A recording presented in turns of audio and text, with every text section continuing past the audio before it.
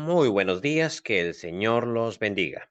Estamos ya en nuestra quinta clase de esta primera lección de el libro griego del Nuevo Testamento para principiantes del doctor John Maher. Y para hoy vamos a ver el tema del acento. Los que conocemos inglés sabemos que en inglés no existen los acentos. En español sí existe un acento que implica un esfuerzo de voz. Pues resulta que en griego no existe nada más un acento, sino existen tres acentos diferentes. Por una parte tenemos el acento agudo, como en adelphos, que es la palabra que utilizamos aquí como ejemplo. Existe también el acento grave, como en esta palabra tho, y existe el acento circunflejo, como este que aparece sobre la palabra doron. Ahora, yo pronuncio igual los tres acentos.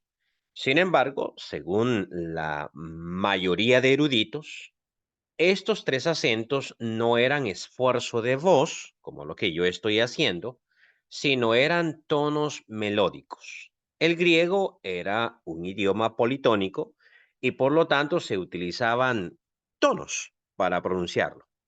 El acento agudo, según los eruditos, era medio tono hacia arriba, por eso se llama agudo, porque uno venía leyendo la palabra o pronunciando la palabra y cuando se topaba con él, subía medio tono la voz.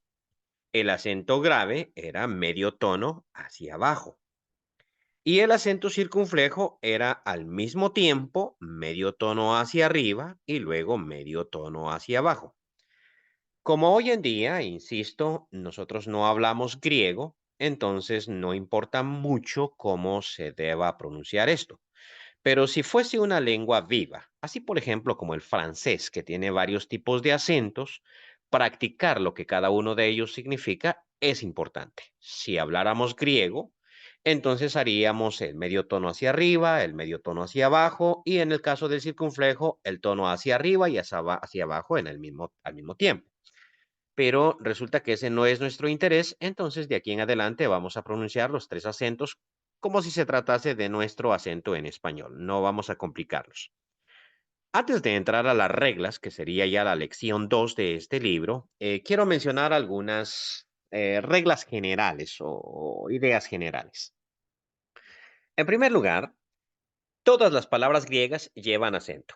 Hay pocas excepciones, a estas excepciones se les va a llamar enclíticas o proclíticas. En su momento analizaremos esas excepciones, pero por regla general vamos a decir que toda palabra griega lleva acento, no es como en español que solamente algunas. Si el acento cae sobre un diptongo, este, o sea, el acento, se coloca sobre la segunda letra de dicho diptongo. Por ejemplo, en este caso, dulos, que significa siervo o esclavo. En este caso, el acento recae sobre un diptongo, el diptongo U. Ahora pueden ustedes ver claramente aquí que el acento circunflejo está colocado sobre la segunda vocal del diptongo. Nunca se pone sobre la primera, y se pronuncia como si estuviera sobre la primera, es decir, el diptongo se pronuncia como una sola sílaba y allí, sobre esa única sílaba, va el acento.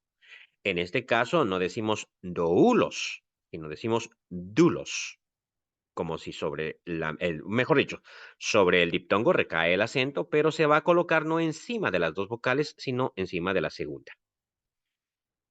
Tercero, si el acento agudo, el agudo, coincide con el espíritu, es decir, el espíritu es lo que se coloca en aquellas palabras que comienzan con vocal o con diptongo. Primero se coloca el espíritu y luego se coloca el acento, como en la palabra Hades, que aparece acá. Vemos que tiene espíritu y al mismo tiempo tiene acento agudo. Primero se coloca el espíritu y luego se coloca el acento. ¿Qué pasa cuando el acento es grave?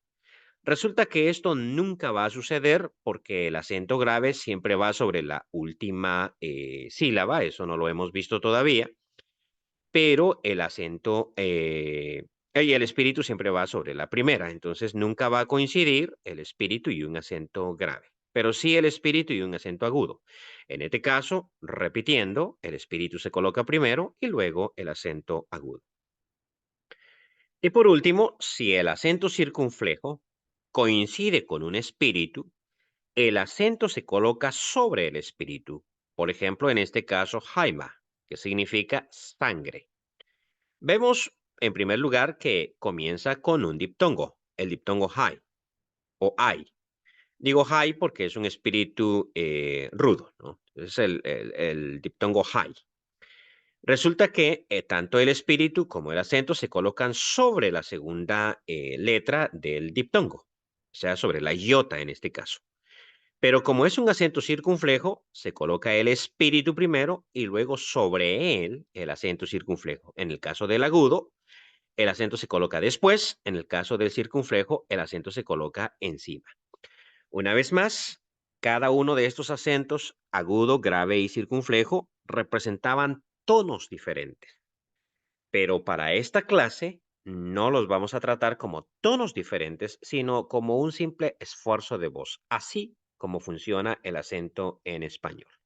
Bien, esto es todo por hoy y que el Señor los bendiga.